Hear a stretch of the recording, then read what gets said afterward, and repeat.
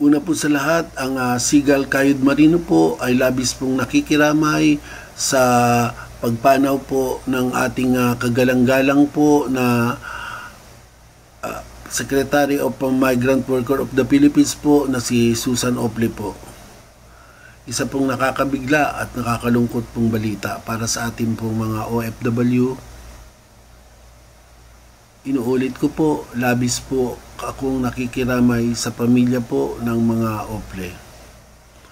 Ngayon naman po, madako naman po tayo sa ibang balita. Katulad po ng pagtungo po rito ng representante po ng European Commission, ay labis pong nagpasalamat ang ating pong Pangulong BBM sa pagtangkilik po nila sa mga marinong Pilipino at manatili po nakasama po tayo sa mga whitelist ay isa pong malaking bagay para sa mga mahigit pong 50,000 po na marinong Pilipino na manatili po sa kanilang mga trabaho. Ngayon naman po ang Seagull Kayod Marino po ay sobrang busy po dahil po sa pag-attend po natin ng pilot class po ng Repressor for Advanced LPG po.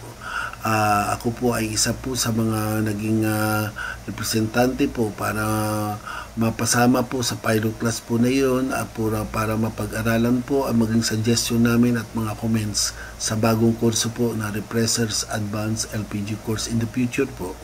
Pag ito po ay naprubahan, magiging isa na po itong kurso para sa mga marinong Pilipino po na naglalayon po na nagtrabaho po sa LPG.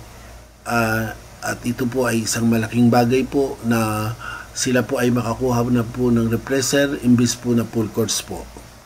Yan po ang ating balita po at ngayon naman po, bukas po ako po ay pupunta po sa Tansa Cavite para sa pagtuturo po sa mga marinong Pilipino.